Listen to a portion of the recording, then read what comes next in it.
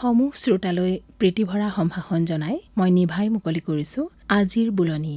শ্ৰোতাসকল, বুলনিত আজি আপোনালোকৰ বাবে আগবঢ়াইছো এটি বিশেষ অনুষ্ঠান। গৰম বন্ধ, শৈশৱৰ মধুৰ স্মৃতি বনাম পৰিৱৰ্তিত সময়। অতীতৰ গৰম বন্ধৰ সময়ছোৱা আৰু আজিৰ সময়ৰ গৰমৰ বন্ধৰ দিনবোৰৰ কথা সামৰি যুগুতোৱা এই অনুষ্ঠানটিত ভাগ লৈছে কেইবাগৰাকীও অতিথিয়ে। আহকচোন শুনো।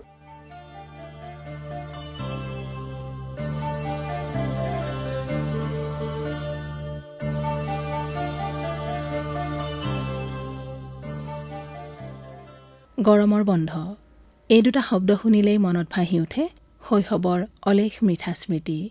এসময়ত গৰমৰ বন্ধ মানেই আছিল প্ৰকৃতিৰ কোলাত কটোৱা অফুৰন্ত অৱসৰ। শিশুসকলে মোবাইল, ইণ্টাৰনেট বা ভিডিঅ' গেমৰ সলনি মুকলি আকাশৰ তলত খেলিছিল। কিতাপ পঢ়া, গছ-গছনিৰে চিনাকি হোৱা, বাৰিষাৰ খেতিপথাৰৰ কামত ভাগ লোৱা, ককা আইতাৰ পৰা শুনা সাধুৰ মাজেৰে জীৱনৰ শিক্ষা লোৱা, এইবোৰেই আছিল গৰমৰ বন্ধৰ দিনৰ অনানুষ্ঠানিক কৰ্মশালাৰ অংশ। কৰ্মশালা শব্দটো ব্যৱহাৰ নোহোৱাকৈয়ে আচলতে আগৰ দিনৰ ল'ৰা-ছোৱালীবোৰে গৰমৰ বন্ধৰ দিনত বহু কথা শিকিবলৈ সুযোগ পাইছিল। সেই বন্ধই শিশুসকলৰ কল্পনা শক্তি, সামাজিকতা আৰু শাৰীৰিক সক্ৰিয়তা বৃদ্ধি কৰিছিল। কিন্তু সময়ৰ লগে লগে গৰমৰ বন্ধৰ ৰূপো সলনি হৈছে। আজিৰ শিশুসকলৰ বহু সময় mobile phone, computer, online game আৰু সামাজিক মাধ্যমত পাৰ হয়। বন্ধৰ দিনকেইটাত বিভিন্ন অনলাইন পাঠ বা পাঠ্যক্ৰমতো বহু শিশুৱে অংশগ্ৰহণ কৰে। আজিৰ যুগত প্ৰযুক্তিয়ে জ্ঞান আহৰণৰ কাৰ্য সহজ কৰি তুলিছে যদিও প্ৰকৃতিৰ সান্নিধ্য আৰু পৰিয়ালৰ সৈতে কটোৱা মূল্যৱান সময় যেন কমি আহিছে। অতীতৰ গৰমৰ বন্ধৰ মধুৰ স্মৃতি আৰু পৰিৱৰ্তিত সময়ৰ গৰমৰ বন্ধ, এই বিষয়ে আমি কেইগৰাকীমান মনস্তত্ত্ববিদ, শিক্ষক, লেখক আৰু অভিভাৱকৰ সৈতে কথা পাতিছিলোঁ। গৰমৰ বন্ধ মানেই বৰ্তমানৰ অভিভাৱকৰ মনত স্মৃতিয়ে জুমুৰি দি ধৰে। অতীতৰ গৰমৰ বন্ধ আছিল মুকলিমূৰীয়া। বন্ধ মানেই দীঘলীয়া অৱসৰৰ কেইটামান দিন। কিন্তু আজিৰ গৰম বন্ধবোৰচোন বিদ্যালয় খোলা দিনতকৈও অধিক ব্যস্ততাৰ। শিশু, কিশোৰ-কিশোৰীহঁতৰো মানসিক জিৰণিৰ প্ৰয়োজন। অনুভৱী গল্পকাৰ পল্লৱী বি মহন্তৰ মুখেৰে শুনো আহকচোন।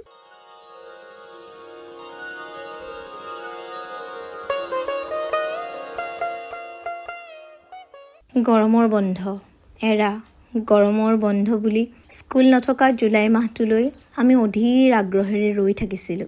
সোনকালে শুই উঠি পঢ়া সামৰি লৰালৰিকৈ স্কুললৈ দৌৰ মৰা, গতানুগতিকতাৰ পৰা মুক্ত সেই এটা মাহ আমাৰ বাবে কি যে মজাৰ আছিল। আমি যিহেতু গাঁৱত ডাঙৰ হৈছিলোঁ, সেই সময়ছোৱা আছিল খেতিৰ সময়, বাৰিষাৰ সময়। বৰষুণৰ পানীৰে খাল, বিল, পথাৰ উপচি পৰিছিল। মাহঁতৰ লগত আমি খেতি পথাৰলৈ গৈছিলোঁ। চালনী বা জাকৈৰে পথাৰত মাছ ধৰিছিলোঁ। আনৰ বাৰীয়ে বাৰীয়ে আম, লিটিকু, জামু বিচাৰি পিটাই ঘূৰি ফুৰিছিলোঁ। গৰমৰ বন্ধৰ আটাইতকৈ ভাল লগা কামটো আছিল বৰশী বোৱা। এতিয়া মই ভাবোঁ সেই বৰশী বোৱাটো আছিল আচলতে এক ধৰণৰ ধৈৰ্যৰ পৰীক্ষা। সেই সময়ত আমি আন ঠাইলৈ ফুৰিবলৈ যোৱাৰ সলনি মামা, পেহী, জেঠাই আদি সম্বন্ধীয় মানুহৰ ঘৰলৈহে ফুৰিবলৈ গৈছিলোঁ। আৰু সেই মাহটো কিতাপথলিৰ সৈতে আমাৰ তেনেকৈ সম্পৰ্ক নাছিলেই বুলি ক'লেও একেবাৰে ভুল কোৱা নহয়। এতিয়া অৱশ্যে সময় সলনি হ'ল। গৰমৰ বন্ধ বুলি আজৰি সময় কটোৱাৰ পৰিৱৰ্তে ব্যস্ততাৰে ভৰা এটা মাহহে চকুৰ আগত ভাহি উঠে। গৰমৰ বন্ধ বুলি ল'ৰা-ছোৱালীবোৰে আগৰ দৰে মুকলি আকাশ, মুকলি বতাহৰ মাজত মুকলি মন এটালৈ সময় পাৰ কৰাৰ সুযোগেই নাপায় দেখোন। নৃত্য, গীত, অভিনয়, আবৃত্তি, শিল্পকলাৰ বিভিন্ন বিষয়ৰ কৰ্মশালাত অংশগ্ৰহণ কৰা প্ৰায়খিনি ল'ৰা-ছোৱালীৰে যেন মুকলি মনেৰে উশাহ টানিবলৈও সময়ৰ অভাৱ। গতানুগতিকতা এৰি গৰম বন্ধ কটোৱা ভাগ্যৱান ছাত্ৰ-ছাত্ৰীৰনো আজিৰ তাৰিখত কেইজন আছে? আঙুলিৰ মূৰত গণিব পাৰিম কিজানি। আচলতে নাচ, গান, আবৃত্তি এইবোৰ পঢ়াৰ লগত সমানে চলি থাকিব পাৰে। অন্তত গৰম বন্ধৰ দিনকেইটাত আমি এইবোৰ এৰাই চলিব নোৱাৰো জানো? শিশুৰ মানসিক অৱসাদ থাকে, সিহঁতকো মানসিক জিৰণিৰ অতি প্ৰয়োজন। মই ভাবোঁ আচলতে সিহঁতক নিজৰ মতে, নিজৰ ধৰণেৰে গৰমৰ বন্ধটো পাৰ কৰিবলৈ দিয়া উচিত। নতুন চামটোৱে নিজক, নিজৰ চৌপাশ বুজি উঠক নিজৰ ধাৰণাৰে। সেই কথাটো মই অন্তৰেৰে মানি চলোঁ। এই মাহটো সিহঁতে প্ৰাণ ভৰি উশাহ লওক, প্ৰাণ খুলি হাঁহক, মুকলি আকাশৰ তলত, মুকলি বতাহৰ মাজত। গৰমৰ বন্ধটোত কামৰ অতিৰিক্ত বোজাৰে ছাত্ৰ-ছাত্ৰীক ভাৰাক্ৰান্ত কৰা উচিত নহয়, ক'লে লেখিকা সমাজসেৱী পাপৰি হৌকাধৰা বৰঠাকুৰে।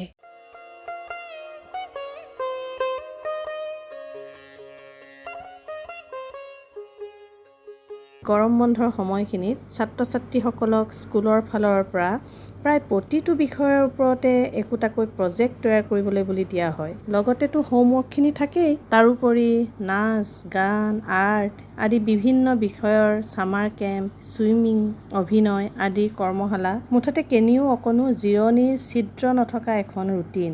বিদ্যালয় খোলা বাৰসমূহত মানি চলা ৰুটিনখনতকৈও যেন গৰম বন্ধত মানি চলা ৰুটিনখন আৰু অধিক কঠোৰহে হয়। ফলস্বৰূপে কি হয়? ছাত্ৰ ছাত্ৰীসকলে যি আশাৰে গৰম বন্ধটোলৈ বাট চাই থাকে, সেইকেইটা দিন অন্তত একঘেয়ামী তথা খৰখেদা দৌৰা-দৌৰি ৰুটিনখনৰ পৰা অলপ হ'লেও সকাহ পোৱাৰ কথা সেইটো আচলতে হৈ নুঠেগৈ। স্কুলৰ পৰা যি প্ৰজেক্ট দিয়ে বা অভিভাৱকেও নিজাকৈ সিহঁতৰ বাবে যি নাচ গান আদিৰ কৰ্মশালা বা বিভিন্ন ছামাৰ কেম্পবোৰলৈ নিয়াৰ যো-জা চলায়, সেইবোৰত বৰকে মন নথকাৰ স্বত্তেও সিহঁত যাবলৈ বা কৰিবলৈ বাধ্য হৈ পৰে। সিহঁতে নিজাকৈ কিবা এটা কৰাৰ বা ভবাৰ অৱকাশ নাইকিয়া পৰিৱেশ এটাৰ মাজত সোমাই পৰে। কিছুদিন মুকলি হৈ থকাৰ পৰিৱৰ্তে এটা হেঁচা খোৱা পৰিস্থিতিতে যেন সিহঁতে দিন পাৰ কৰে। সিহঁতক দিয়া এই প্ৰজেক্টসমূহ সময়মতে সম্পূৰ্ণ কৰি উলিওৱাত অভিভাৱকসকলো জড়িত হৈ পৰিবলগীয়া হয়। মন কৰিবলগীয়া কথাটো হৈছে যে ছাত্ৰ ছাত্ৰীসকলৰেহে গৰম বন্ধ। অভিভাৱকসকলৰতো তেনে দীঘলীয়া বন্ধ নাথাকে।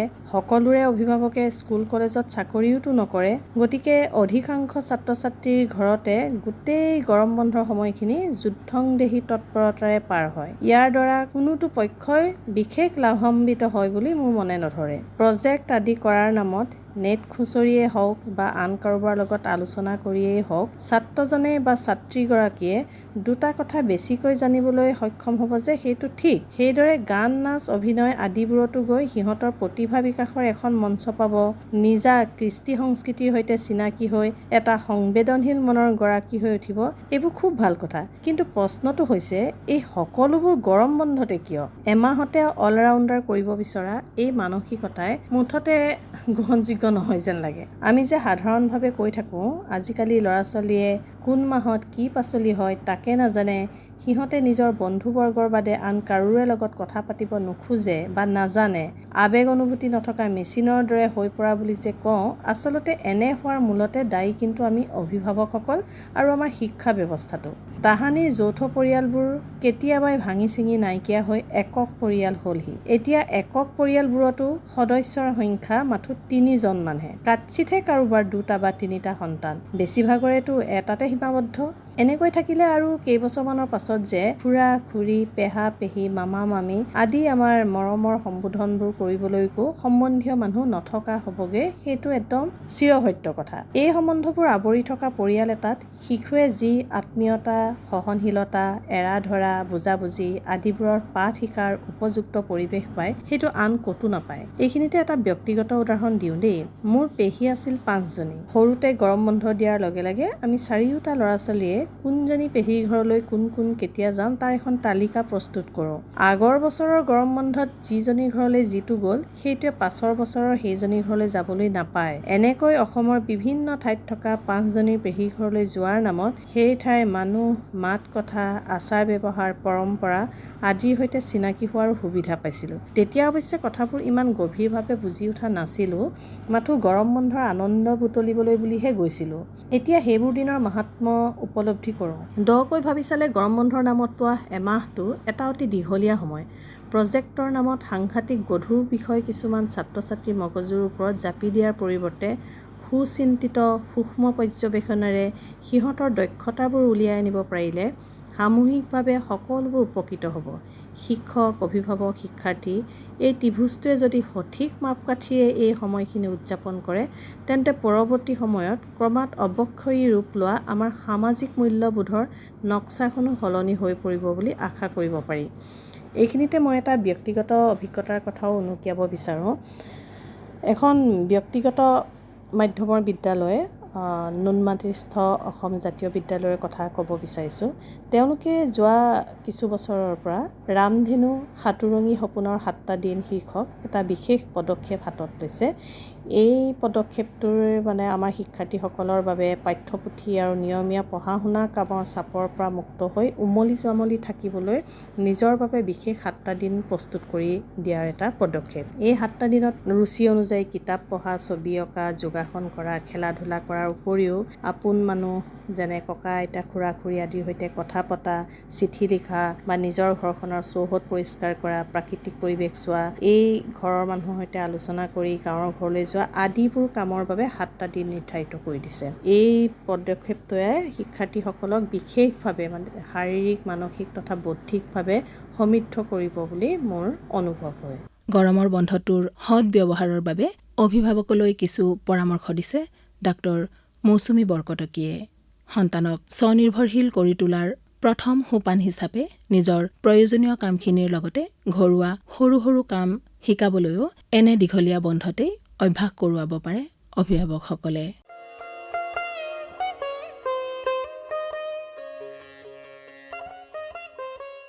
গ্ৰীষ্ম বন্ধৰ সময়ছোৱাত ল'ৰা ছোৱালীখিনি মাক দেউতাকৰ লগত ঘৰতে থাকে। সেইখিনি সময়ত আমি শিশুসকলক তেওঁলোকৰ নিজৰ কাম কাজখিনি নিজে কৰিবলৈ শিকাব লাগে। সৰু বয়সৰ পৰা যদি নিজৰ সাজ পোছাক পৰিধান নিজেই কৰে, নিজৰ জোতা চেণ্ডেল পৰিষ্কাৰ নিজেই কৰে, নিজৰ কাপোৰকেইটা সুন্দৰকৈ জাপি নিজেই সজাই ৰাখে, সেই আটাইবোৰ শিক্ষা যদি আমি এইখিনি সময়তে সিহঁতক দিবলৈ চেষ্টা কৰোঁ, তেতিয়াহ'লে এই সময়খিনিত পোৱা শিক্ষাখিনি শিশুসকলক এক অভ্যাসত পৰিণত কৰাব।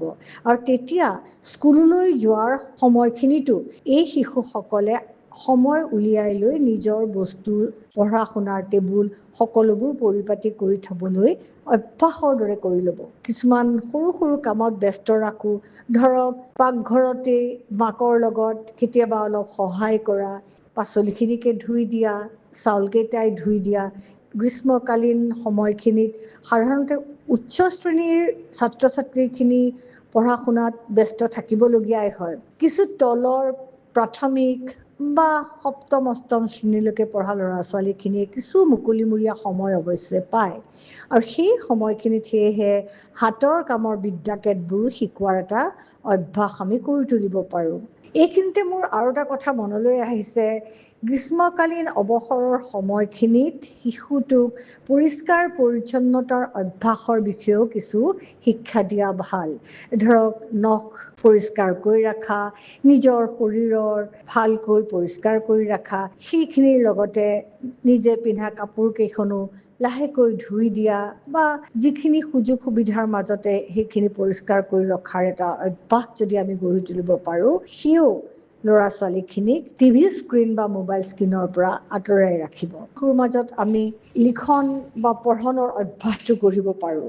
এইখিনিৰ উপৰিও যিবোৰ শিশুৱে কিবা লিখি ভাল পায়, তেওঁলোকৰ মাজত থকা লিখিবলৈ বিচৰা মনটোক আমি এইখিনিতে জীপাল কৰিব চেষ্টা কৰিব পাৰোঁ। তেওঁলোকক আমি কোনো এটা বিষয় দি পেলাই লিখিবলৈ ক'ব পাৰোঁ।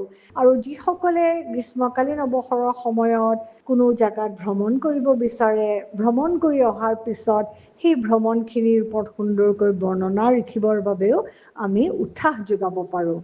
গৰমৰ বন্ধৰ দিনকেইটাত শিশুটিৰ স্ক্ৰীন টাইম অৰ্থাৎ টিভি, মোবাইল, কম্পিউটাৰ চোৱাৰ সময় নিয়ন্ত্ৰণত ৰাখিবলৈ কেইটামান সুন্দৰ পৰামৰ্শ দিছে মনস্তত্ত্ববিদ ডাক্তৰ বিনীতা শৰ্মা দাসে।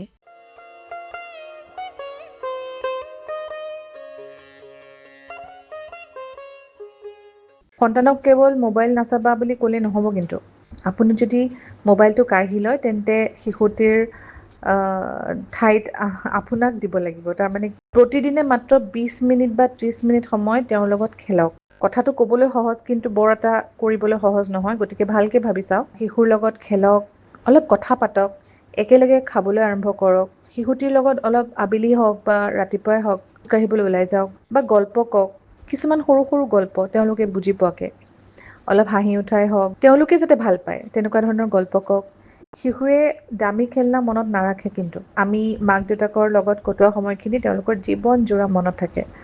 আৰু এটা গুৰুত্বপূৰ্ণ কথা এইটো যে আমি যদি খোৱা টেবুলত শুবলৈ যোৱাৰ আগত সন্তানৰ লগত কথা পাতোতে নিজেই ফোনত ব্যস্ত হৈ থাকোঁ ন, তেন্তে সন্তানক ফোন নাচাবা বুলি কোৱাৰ নৈতিক অধিকাৰ কিন্তু আমাৰ। গতিকে শিশুৰ নাই, শিশুৱে আমাৰ উপদেশতকৈ আমাৰ আচৰণহে বেছিকে অনুসৰণ কৰে। সেই ঘৰখনত কিছুমান সৰু সৰু নিয়ম আমি বনাব লাগে আৰু সেই নিয়ম বনাওঁতে কিন্তু আমি শিশুকো আমাৰ লগত জড়িত ৰাখিব লাগে। যেনেধৰণে ধৰি লওক খোৱা সময়ত কাৰো ফোন নহয়, মানে অকল শিশুক যে আমি ফোনটো চাবলৈ নিদিছোঁ সেনেকুৱা নহয়, আমিও ফোন নাচাওঁ, লগতে আমিও টিভি বা নিউজ বা তেনেকুৱা ধৰণৰ একো আমি অন কৰিব নালাগে। শুবলৈ যোৱাৰ 1 ঘণ্টা আগতে সকলোৰে স্ক্ৰীণ বন্ধ, অৰ্থাৎ শিশুৰ অকল নহয়, আমাৰ সকলোৰে।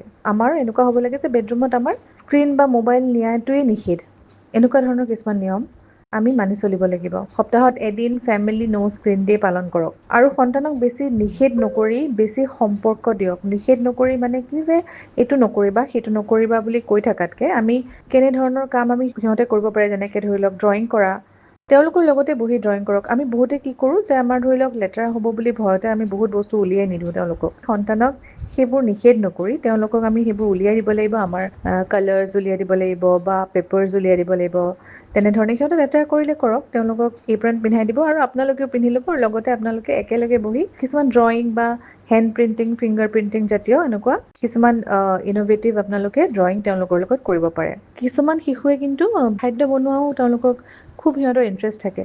যদি দেখিছে তেনেধৰণৰ সিহঁতে কৰি ভাল পায়, তেতিয়াহ'লে নন ফ্লেম অৰ্থাৎ জুই ইউজ নকৰাকৈ আপোনালোকে তেওঁলোকক কিছুমান বস্তু বনাব দিব লাগে। অলপ সময়ৰ কাৰণে আপোনালোকৰ কষ্ট হ'ব পাৰে, কিন্তু সেইটোৱে আমাক তেওঁলোকৰ সেই স্ক্ৰীণ টাইমৰ পৰা দূৰত ৰখাত বহুত সহায় কৰে। গতিকে মনত ৰাখিব, শিশুক স্ক্ৰীণৰ পৰা আঁতৰাই ৰখাৰ আটাইতকৈ শক্তিশালী উপায়টোৱে হৈছে তেওঁক এনেকুৱা এটা জীৱন দিয়া যিটো স্ক্ৰীণতকৈও বেছি আকৰ্ষণীয়। মহানগৰীৰ বাসিন্দা হৈও সন্তানক নিজৰ শৈশৱৰ গৰম বন্ধৰ দিনবোৰৰ আমেজ অনুভৱ কৰোৱাৰ চেষ্টা আজিৰ অভিভাৱকেও নকৰা নহয়। শুনোৱা হওকচোন সাংবাদিক গীতিমালিকা গগৈৰ অনুভৱ।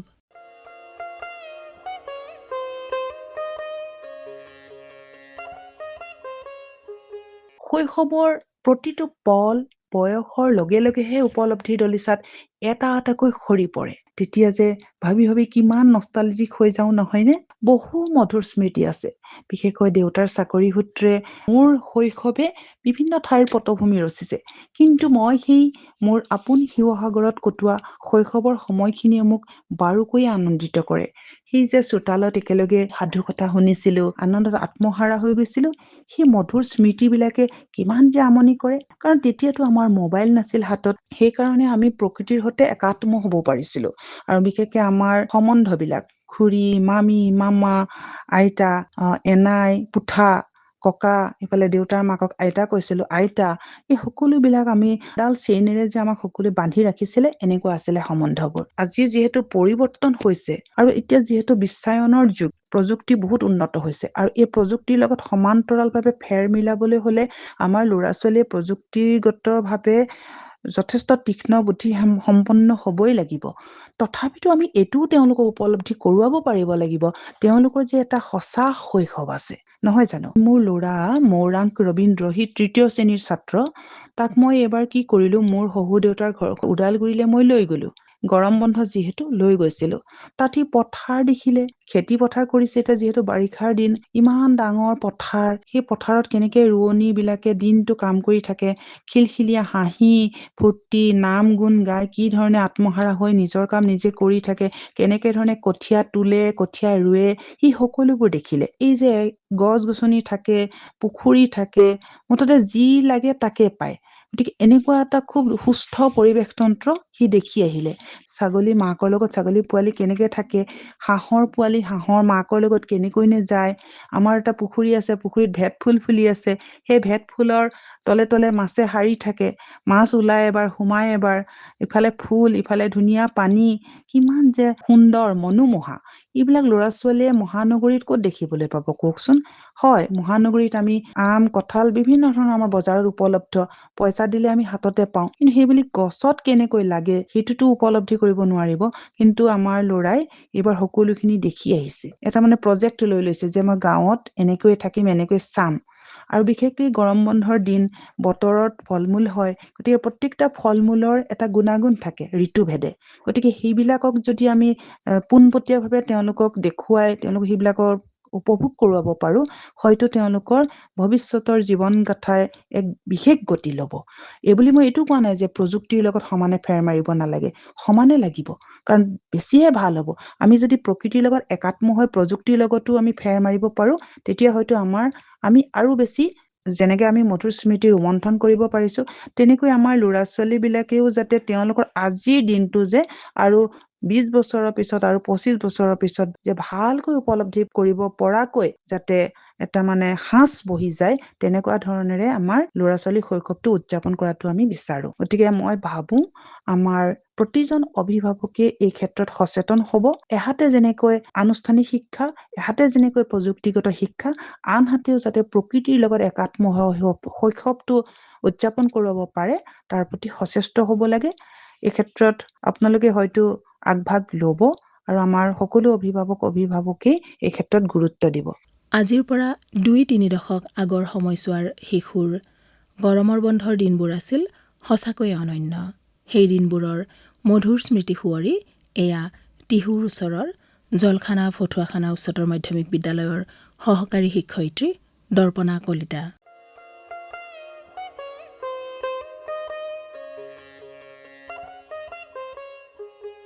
আমাৰ শৈশৱকালত গৰম বন্ধ বুলি ক'লে এক বিশেষ উন্মাদনা আমাৰ মনলৈ আহে। বন্ধ দিবৰ দিনাখন আমি শিক্ষক শিক্ষয়িত্ৰীৰ টেবুল প্ৰৱেশদ্বাৰ ফুলেৰে সজাওঁ আৰু শিক্ষাগুৰুসকলক বিশেষভাৱে আদৰণি জনাওঁ। বন্ধ দিবৰ সময়ত কিছুমান ল'ৰা ছোৱালী ইটোৱে সিটোৰ গাত চিয়াহী ছটিয়াই দিয়ে আৰু সেই চিয়াহীৰ দাগ কাপোৰত লৈ আমি ঘৰলৈ আহোঁ। তাৰোপৰি বন্ধৰ সময়ত শিক্ষাগুৰুসকলে আমাক কিছুমান হাতৰ কাম কৰিবলৈ দিয়ে। তাৰ ভিতৰত অন্যতম কলপাতত লিখা। ঘৰত বহুখিনি কলগছ আছে, কলপাতৰ অভাৱ নাই। কলপাতবিলাক সমান সমানকৈ কাটি লৈ থালিৰ ছাইৰ পৰা বনোৱা চিয়াহীৰে আৰু নল খাগৰিৰে বনোৱা কলমেৰে কলপাতত নেওতা, যোগৰ নেওতা, বিয়োগৰ নেওতা, পূৰণৰ নেওতা, বৰ্ণমালা এইবিলাক লিখোঁ আৰু কলপাতবিলাক এটা থাক কৰি বান্দিল কৰি লৈ বিচনাৰ তলত থৈ দিওঁ আৰু বন্ধ খুলিবৰ দিনাখনে সেই থাকবিলাক আমি বিদ্যালয়লৈ লৈ গৈ শিক্ষাগুৰুক দিওঁ। এয়া আমাৰ গৰম বন্ধৰ বিশেষ কাম। সেইধৰণে আমাক মাটিৰ কিছুমান বস্তু যেনে কল, আম, অমিতা এইবিলাক বনাবলৈ দিয়া হয়। বিচনী, বাঢ়নি, ৰুমালত ফুল তোলা, টেবুল ক্লথত ফুল তোলা, বিচনী বনোৱা, বাঢ়নি বনোৱা, ফুল তোলা এইবিলাক বিশেষকৈ গ্ৰাম্যাঞ্চলত ল'ৰাৰ কাম ছোৱালীৰ কাম বুলি কোনো কথা নাই। যাৰ যিটো কাম ভাল লাগে সেইটোৱে কৰোঁ আৰু এইবিলাক আমি ডাঙৰৰ পৰা শিকিলোঁ।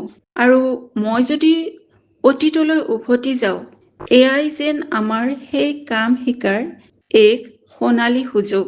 সেই সময়তে আমি এনেকুৱা কিছুমান বিদ্যা শিকি লওঁ, যি বিদ্যা আমাৰ চিৰজীৱন থাকি যায়।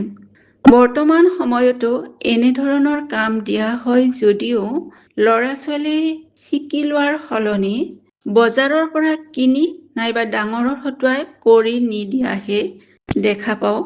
2-এজন ব্যতিক্ৰম আছে। সেইদৰে বন্ধ বুলি ক'লেই যেন বাহিৰা কিতাপ পঢ়াৰ সময়। পৰ্যাপ্ত বাহিৰা কিতাপ ঘৰত পাইছিলোঁ আৰু ইখনৰ পিছত সিখন কিতাপ পঢ়ি গৈছিলোঁ। আৰু আমাৰ অঞ্চলৰ ল'ৰা ছোৱালীবিলাকৰ কাৰণে কাৰ চোতাল, কাৰ বাৰী, কাৰ ঘৰ কোনো চিন মকাম নাথাকে। সকলোৰে চোতাল, ঘৰ, বাৰী বা পথাৰত আমি একেলগে এটা ডাঙৰ এৰিয়ালৈ খেলিছিলোঁ বা বিভিন্ন ধৰণৰ কাম কৰিছিলোঁ। যেনে একেলগ হৈ আমি নাটক কৰিছিলোঁ। এই নাটকবিলাক ৰচনা কৰিছিল আমাৰ জ্যেষ্ঠসকলে, পৰিচালনা কৰিছিল আমাৰ জ্যেষ্ঠসকলে। যেনে ৰামায়ণৰ কিছুমান কাহিনী আমি কৰিছিলোঁ, তাত বিভিন্ন চৰিত্ৰ ৰূপায়ণ কৰিছিলোঁ। মই নিজে সৰ্পনখা হৈছিলোঁ আৰু তাৰ কাৰণে ঘৰুৱা পোচাকবিলাক পিন্ধিছিলোঁ। যেনে মেখেলা চাদৰৰ ওপৰত পুৰণি এটা ডাঙৰ চুৱেটাৰ পিন্ধিছিলোঁ, পৰপনখা বেশ লওঁতে সেই ছুৱেটাৰটো পিন্ধিছিলোঁ আৰু তৎক্ষণাত এটা জাপত সেই ছুৱেটাৰ খুলি সুন্দৰী ৰমণী হৈ পৰিছিলোঁ মই।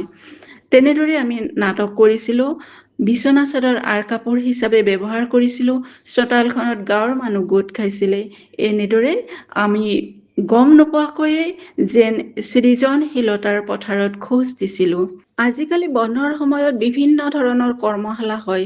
এই কৰ্মশালাবিলাকৰো কিছুমান ভাল দিশ আছে, কিয়নো ইয়ে শিক্ষাৰ্থীক ল'ৰা ছোৱালীক নিজৰ ৰুচি নিজৰ দক্ষতা অনুযায়ী এই কৰ্মশালাত অংশগ্ৰহণৰ এক সুযোগ দিয়ে। বন্ধৰ সময়ত লগোৱা লিকচৌৰে ভৰা ঘৰ হ'লেও দেউতাই আমাক জোৰ কৰি পথাৰলৈ পঠাইছিলে, ভুই ৰুবলৈ দিছিলে। কিন্তু এতিয়া অনুভৱ কৰোঁ যে সেই পথাৰত ভুই ৰোৱাৰ অভিজ্ঞতাই আমাক এখন বেলেগ পৃথিৱীৰ লগত চিনাকি কৰাই দিছিলে, যি অনুভৱ যি অভিজ্ঞতাৰ পৰা হয়তো চিৰদিনৰ কাৰণে বঞ্চিত হৈ থাকিলোহেঁতেন। গৰমৰ বন্ধৰ দিনবোৰৰ ৰূপ সলনি হৈছে সঁচা, তথাপি এতিয়াও ছাত্ৰ ছাত্ৰীৰ বাবে গৰম বন্ধ হেঁপাহৰ। নিয়মীয়া ৰুটিন এৰি গতানুগতিকতাৰ পৰা আঁতৰি অন্ততঃ কেইটামান দিন অৱসৰ কটোৱাৰ আনন্দৰ বাবেই এই হেঁপাহ। আহকচোন আমি অভিভাৱকসকলেও সন্তানৰ এইকণ হেঁপাহ পূৰণ কৰোঁ। সিহঁতৰো স্মৃতিত গৰম বন্ধৰ সময়খিনি আলফুলে সাঁচি ৰাখিব পৰাকৈ মধুৰ হৈ ৰওক, তাৰেই কামনাৰে আজিৰ এই বিশেষ অনুষ্ঠান সামৰিছোঁ। অনুষ্ঠানটিত ভাগ লৈ আমালৈ আগবঢ়োৱা সহযোগৰ বাবে অংশগ্ৰহণকাৰী অতিথিসকললৈ ধন্যবাদ জনালোঁ।